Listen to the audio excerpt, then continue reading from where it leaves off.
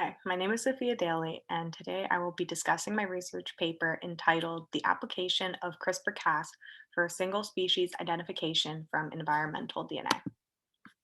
So in this study, I reported on the first application of CRISPR technology to single species detection from environmental DNA.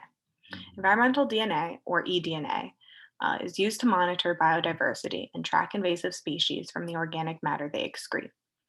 This can be found in any environment and comes in a variety of forms, such as hair, shed skin, feces, or carcasses. The monitoring of biodiversity has traditionally relied on sightings and capture of certain organisms of interest, but this can prove difficult in certain circumstances, especially aquatic environments. It isn't easy to catch a specific species of fish, mammal, or bird, especially if they are invasive or rare species. But eDNA is a new way we can collect information of certain organisms. So the current methods being used to detect and examine eDNA is PCR-based techniques and digital droplet. So quantitative PCR is an application using polymerase chain reactions to turn a small amount of DNA into a larger amount of DNA for analysis. Digital droplet is similar in that it uses water oil emulsion technology to directly quantify and amplify nucleic acid strands, such as DNA or RNA. Both techniques, although useful and accurate, require specific and expensive devices and trained professionals to use those devices, which can make the whole process rather tedious or expensive. However, CRISPR-Cas technology has now simplified this detection, has enhanced the differential detection of closely related species, and can be easily adapted to detect any species from eDNA samples from a variety of sources. So here's a bit more background of what eDNA is and exactly what it's used for. So again, eDNA is nuclear or mitochondrial DNA that is released from an organism into the environment. Sources can include feces, mucus, gametes, shed skin, and hair, as well as carcasses. Its primary use is to monitor and take inventory of species, since acquiring that is a lot easier than catching them and tagging the species. Not only is it easier to find and collect, but you aren't disturbing any organism in its natural habitat. eDNA can also be an excellent indicator for invasive species. Once it's collected, it can help scientists to understand which species are beginning to inhabit an area and how fast they might be transitioning into that area. So in this study, the methods are divided up into 6 sections, and I'm going to briefly go over each one to provide a more in-depth understanding of exactly what I did. So the first section is how I selected the target site within the genetic makeup. So there were 3 different species chosen, which was based on the abundance and importance to us and their ecosystems.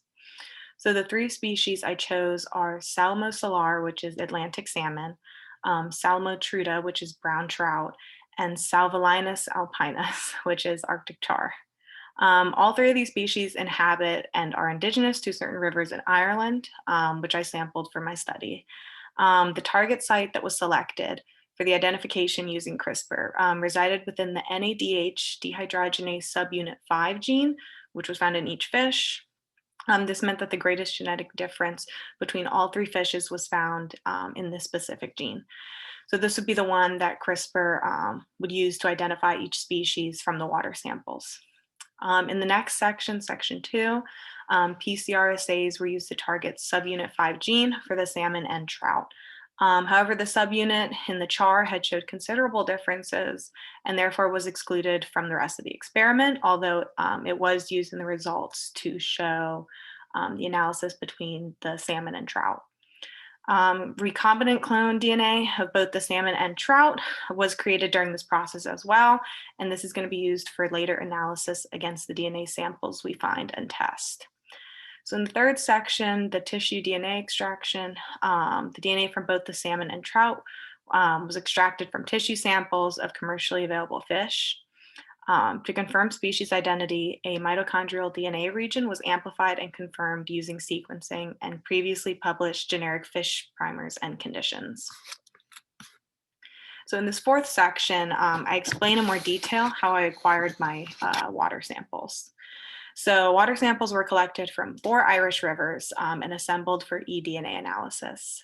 Filtered eDNA extracts including negative field controls, were made available from the Buran, Daly, and Daly rivers in Ireland.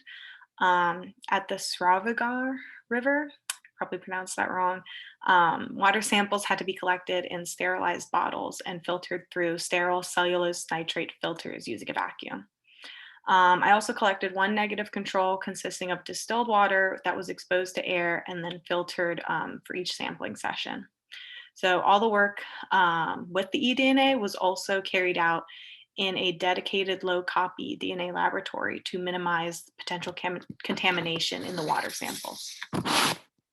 This fifth section, section 2.5, is a little bit complicated in the paper since it involves a lot of measurements and specific vocabulary. So the general idea of section 5 is that the assays were created containing CRISPR-Cas12a and DNA from each fish. So this is the most important step in the methods, since this is where CRISPR will work to decipher which species of fish there is using the eDNA found in the water samples. So in the final section, the sixth section, the statistical analysis of the assays took place.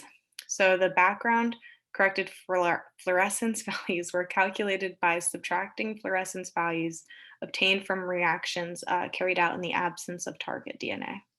A threshold value for fluorescence was calculated as 3 standard deviations above background fluorescence. Background noise may be present in the sample due to incomplete quenching of the fluorescent reporter. Only fluorescence values greater than this threshold are considered a positive detection of the target site.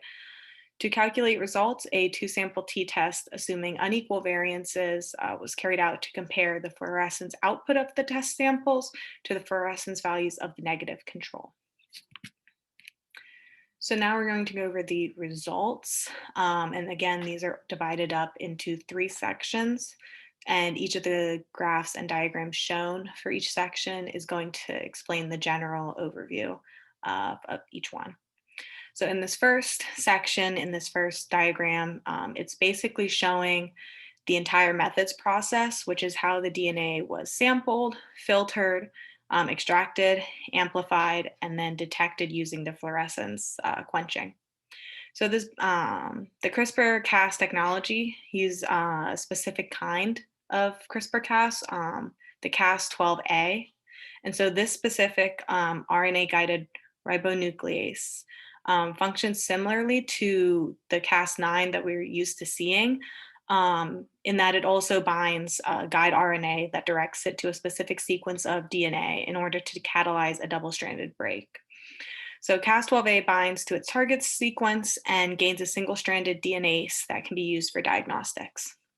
The additional functionality of the Cas12a is that once it is bound to its target sequence, it gains an indiscriminate single-stranded DNase activity that can be exploited for diagnostics. The collateral cleavage activity can be utilized for target detection through incorporation of a single-stranded DNA fluorophore quencher molecule. This is why we did the fluorescence quenching, with fluorescence only released upon cleavage by the Cas12a CR-RNA target site complex. The system of detection has proven to be a valid approach for the detection of clinical pathogens, but hasn't yet been considered for eDNA, despite offering the sensitivity, specificity, and assay simplicity required for the detection of specific sites from the eDNA. And so this first section, 3.1, is basically demonstrating how these species-specific CR-RNA in combination with the Cas12a enzyme can differentiate between S. salar, the salmon, and S. truta, the brown trout. The analysis found that CRISPR-Cas technology can differentiate between closely related species due to 3 layers of sequence complementarity required. These 3 different sequence requirements add an additional level of species specificity, which that quantitative PCR and digital droplet may lack. So in the second section of the results, I aim to show whether the salmon Cas12a CRRNA could distinguish between the salmon and the trout, since they are very closely related species. And they to do this using recombinant versions of their respective DNA sequences. And this is where the recombinant DNA from the method section 2 comes in. So in order to select the CRRNA targeting region, complete mitochondrial sequences from the salmon, trout, as well as the char were aligned and visually scanned for regions whereby only the salmon contained this specific Cas12a T-rich PAM site. And so this specific PAM site was absent in the brown trout and the char, and the subsequent target sequence conserved in the salmon varied by 2 base pairs between the salmon and the trout, which you can see in this first diagram. That green highlighted part is the T-rich PAM site in the salmon, and where it says polymorphic base in red, those are the 2 base pair differences between salmon and trout. So, like I said, it was absent in the trout and the char. And in the diagram on the left that I was just talking about, it shows that the salmon specific Cas12a CRRNA only produces a fluorescent signal when exposed to recombinant salmon DNA and not the brown trout DNA. And that's that B diagram. It shows you the fluorescence detected between the salmon and then versus the trout using trout DNA. And so I know there's a section 3.2 and 3.4. I skipped over 3.3 just because it's very familiar and very similar to this 4th section that I'm about to talk about. And the 4th section just gives a better general overview of this result. So in the 4th section of the paper, it demonstrates that the assay performance in a whole genomic context is both sensitive and specific for the salmon with no signal detection when the brown trout is used as a template. So as you can see in the diagram, it shows that the salmon DNA was specifically detected in the fluorescent testing and that the trout DNA was not. So this section is important just because it shows that the assays were made properly and that the data is significant.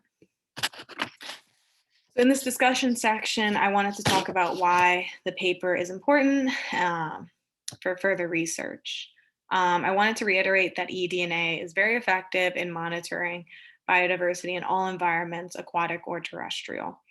And it's starting to become a new, more efficient way of tracking species without disturbing the environment or the ecosystem too much. The next challenge is to adapt the assay to a device for on-site monitoring instead of within a lab context. And recently, there was actually a developed handheld fluorescent monitor used for bacterial detection, and something similar to that would be helpful for the eDNA detection. And the development of the CRISPR-Cas12 detection enhances the capabilities and utility of eDNA as an early warning system for detection and management of any valuable, invasive, or rare species, and extends the reach of CRISPR-Cas technology to environmental monitoring. So it has an improved capability to differentiate closely related species and the potential for adaptation to a biosensor device. I think this paper demonstrates the capacity that CRISPR actually holds to help scientists and environmentalists better understand the environment and ecosystems around us, and to help conserve certain species and ecosystems for the future. I believe in the near future, after more tests and trials similar to this one have been done, eDNA paired with CRISPR-Cas technology will be the new way to monitor and detect biodiversity. And here are my references. Thank you.